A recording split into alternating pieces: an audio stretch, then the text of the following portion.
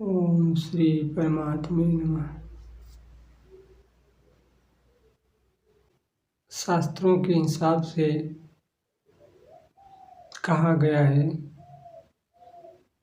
कि जो कुछ भी जानने में आ रहा है वह आत्मा नहीं है।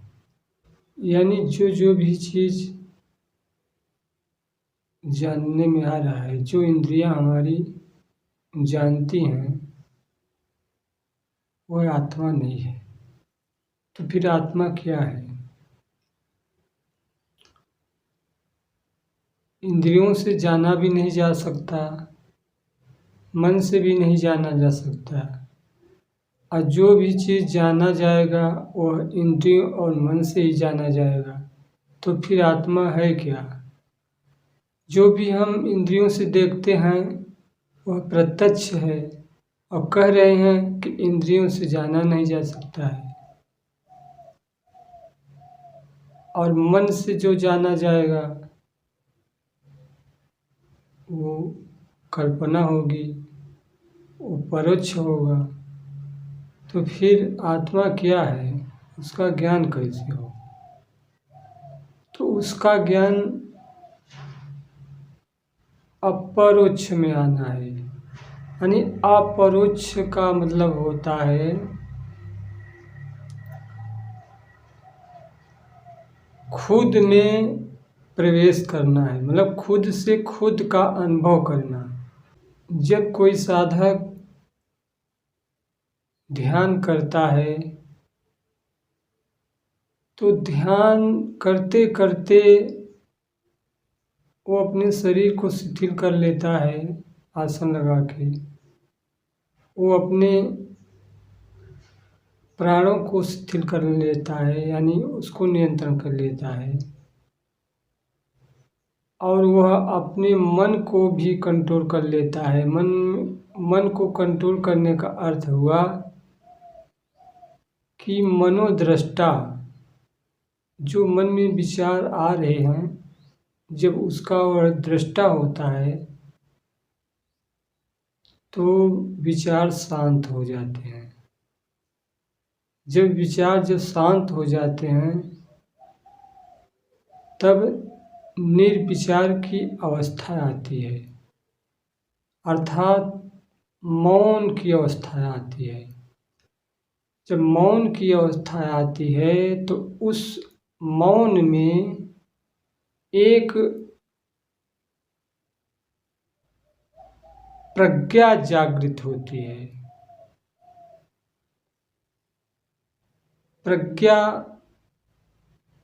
मतलब एक ज्ञान, एक बोध, एक होश, एक जागरूकता मतलब बनी रहती है।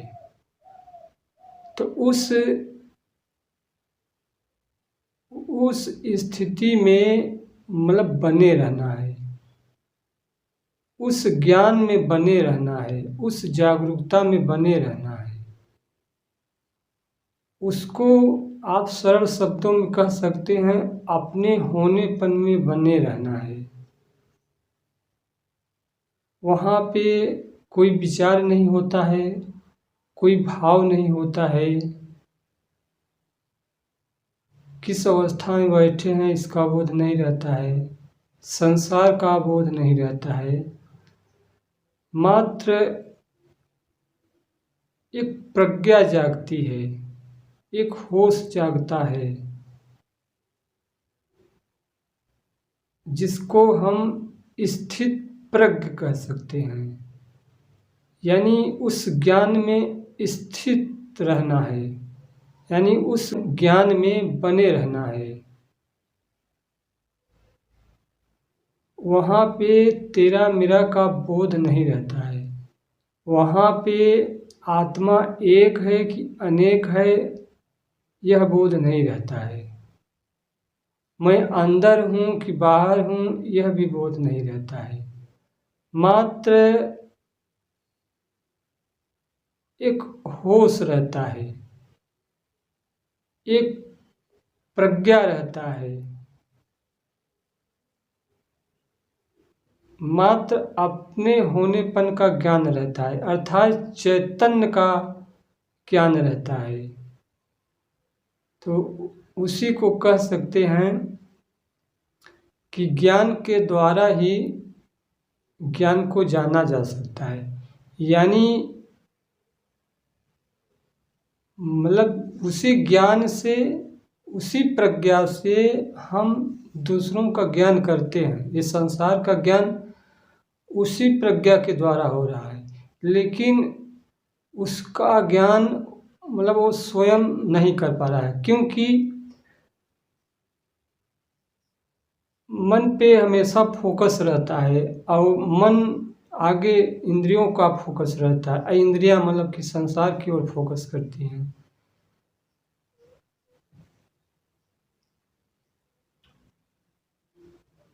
वो ऐसे है जैसे कि हमारी आँखें पे चश्मा लगा हो और चश्मा के बाद हम मतलब कैमरा लिए हैं, तो आँखें हमारी फोकस कर रही हैं चश्मा पे,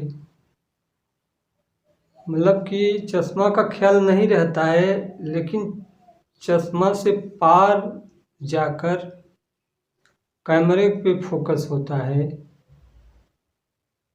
और कैमरे पे फोकस न हो के कैमरे के द्वारा मतलब उस दृश्य पे मतलब फोकस होता है। अब हमारे ऊपर चश्मा है, कैमरा है, लेकिन हमारा ध्यान न चश्मा पे होता है और न कैमरा पे होता है। हमारा ध्यान कहाँ होता है, हमारी दृष्टि कहाँ होती है, डायरेक्ट जिसका हम फोटो कैच कर रहे हैं। तो ऐसे ही है जो हमारा चैतन्य स्वरूप आत्मा है, वह खुद को न जान के, यानी स्वयं के बोध में न रह के, वह डायरेक्ट मन और इंद्रियों के पार चला जाता है। वो डायरेक्ट दृश्य पे उसका फोकस रहता है, होता उसी से है, लेकिन मन को और यहाँ ये इंद्रियों को इसके पार चला जाता है। डायरेक्ट मतलब फोकस दृश्य पे रहता है। तो हमको इस दृश्य जगत से लौटने का यही उपाय है कि जो हम अपनी इंद्रियों से संसार जगत को जान रहे हैं, इंद्रियों से जान रहे हैं, आँखों से देख रहे हैं, कानों से सुन रहे हैं और त्वचा से स्पर्श कर रहे हैं, जीवा से स्वाद ले रहे हैं, नाक से सुगंध ले रहे हैं, तो इनको कुछ क्षण के लिए इनको कुछ क्षण के लिए बंद कर लेना है। आँखों को बंद कर लेना है, मुंह को बंद कर लिया तो जीवा अपने आप अंदर चली गई, अब स्वाद नहीं ले रही है। कोई भोज्य पदार्थ नहीं है तो नासिका मतलब सुगंध भी नहीं ले रही है, अंतर्मुखी हो गए। कानों में रुई डाल लीजिए, बाहर का आवाज़ नहीं जाएगा, या उंगली डाल लीजिए। उसके बाद इंद्रियां बंद हो गई। अब मन आया, अब हमारा फोकस मन पे है। यानी कि अगर हम मन पे फोकस नहीं दे रहे हैं तब मन अपने आप मतलब एक विचार में खो जाता है, एक संकल्प विकल्प करने लगता है और उसी में वो तर्क वितर्क करने लगता है मन, और ये एक बहुत बड़ा मतलब संसार खड़ा कर लेता है विचारों के माध्यम से। तो जैसे हम किसी दृश्य को अगर हम डायरेक्ट देख लेते हैं तो उसका ज्ञान मुझे हो जाता है। ऐसे ही अगर हम डायरेक्ट अगर मन पे फोकस करेंगे, मन के द्वारा इंद्रियों में न जाके, इंद्रियों के द्वारा दृश्य पे न जाके हम डायरेक्ट मन पे फोकस करेंगे, तो मन में जो भी विचार चल रहा है, मन में जो भी विचार चल रहा है, तो उन विचारों को हम एकदम स्पष्ट रूप से, जैसे हम एक टीवी या मोबाइल में फिल्म देखते हैं, उसको हम पूरी की पूरी तरह से मतलब देख सकते हैं। लेकिन वो एकदम कलर में सीन नहीं रहेगा, लेकिन उसमें जो फिल्म चल रही है, मान लीजिए निगेटिव ब्लैक, उसको आप अनुभव कर सकते हैं, पता कर सकते हैं कि हाँ अभी क्या चल रहा है। तो अगर सार्थक है, अगर सार्थक है अपने अध्यात्म मार्ग में, अगर सार्थक है, अगर हमको अंतर्मुखी की ओर ले जाता है, हमको परमात्मा की ओर ले जाता है वह संकल्प विकल्प, तो आप मतलब उस रील को आप देखिए। अगर वो निरर्थक है तो आप वहाँ से उसको देख के मतलब कि एक अंदर चेतना के द्वारा उसको आप मतलब डांट फटकार के हटा भी सकते हैं, ऐसा भी है।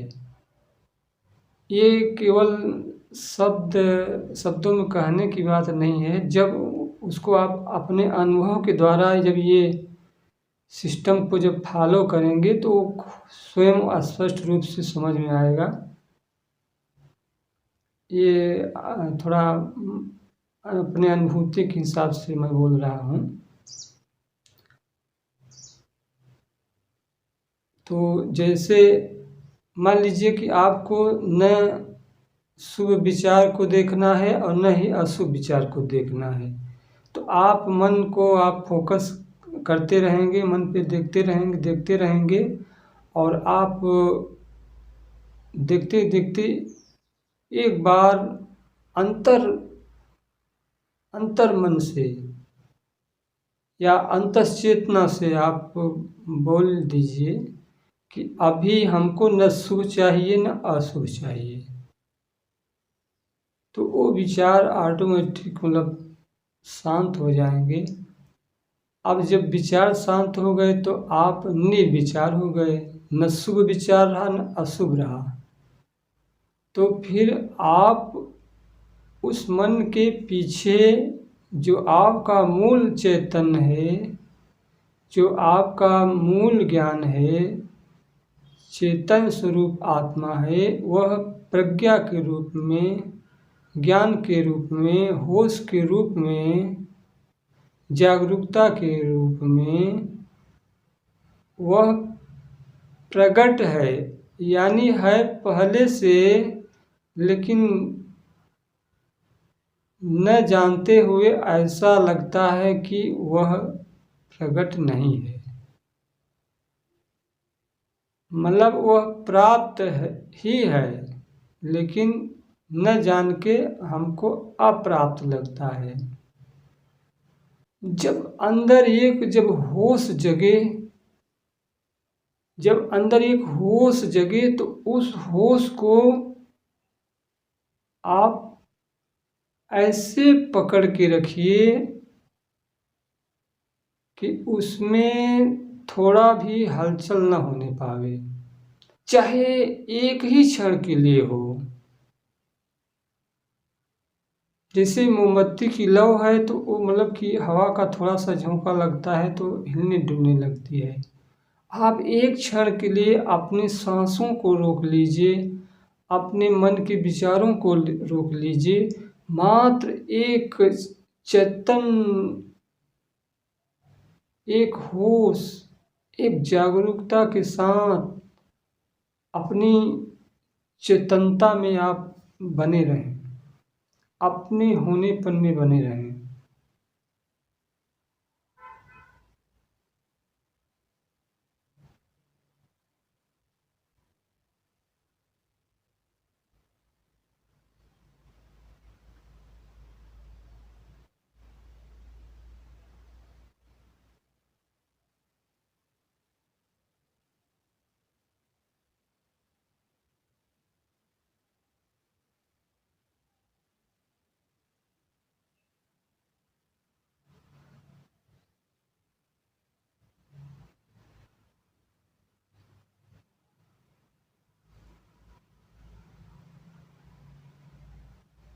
अगर इस पे आपको सफलता नहीं मिल पा रही है तो न सांस आप बाहर फेंकिए और न ही अंदर फेंकिए। मतलब एकदम सांस को एकदम थोड़ा एकदम बहुत छोटी कर लीजिए और उसी पे आप रुक जाइए। मतलब न सांस आप अंदर रोकिए न सांस आप बाहर रोकिए, बस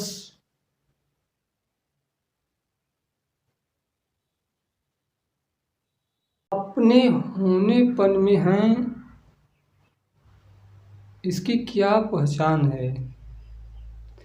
जब ये हमारी दृष्टि दृष्टि मतलब एक आप समझ लीजिए कि टार्च, कभी टार्च को हम ऊपर फोकस मारते हैं, कभी नीचे मारते हैं, कभी इधर मारते हैं, कभी इधर मारते हैं, कभी आगे मारते हैं, कभी पीछे मारते हैं। तो मान लीजिए जब हम ऊपर टॉर्च मारते हैं, इसकी मतलब है दृष्टि हमारी जब ऊपर गई तो ऊपर कहीं किसी चक्र पे हम ध्यान लगा रहे हैं, तो इसको बोलते हैं ध्यान। हमारी सुरती वहाँ चली गई, हमारा ध्यान वहाँ चला गया, हमारा मन वहाँ चला गया। इस शब्दों में आप शब्द अलग अलग नहीं हैं, बोलने का केवल ढंग अलग है। कोई सुरती बोलता है, कोई मन बोलता है, कोई चेतना बोलता है, कोई ध्यान बोलता है, कोई दृष्टि बोलता है। तो आप अपनी दृष्टि को न ऊपर ले जाइए न नीचे ले जाइए, न दाएं ले जाइए न बाएं ले जाइए, न आगे ले जाइए न पीछे ले जाइए। यानी आपकी दृष्टि किसी दिशा में न रहे, मात्र समदृष्टि।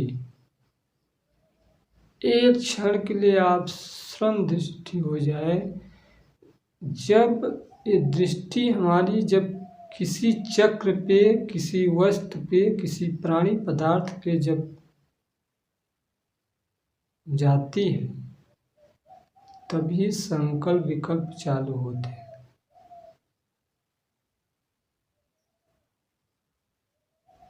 अब जैसे हमारी दृष्टि अगर नाक पे आएगी तो यहाँ पे जो सांस आ रही जा रही है इसका फीलिंग होने लगेगा। हृदय चक्र पे दृष्टि जाएगी तो वहाँ भी स्पंदन हो रहा है, वहाँ भी मतलब सांस का फीलिंग होने लगेगा। अभी हमारी दृष्टि नाभि चक्र पे जाएगी तो वहाँ भी पेट ऊपर नीचे हो रहा है, वहाँ का फीलिंग होने लगेगा। जब हमारी दृष्टि ऊपर जाएगी सहस्त्रार चक्र पे, वहाँ पे नाद गूंज रहा है, उसका भी फील मतलब कि अनुभव होने लगेगा, सुनाई देने लगेगा। तो दृष्टि को कहीं पे टिकाना नहीं है, सम दृष्टि रखना है।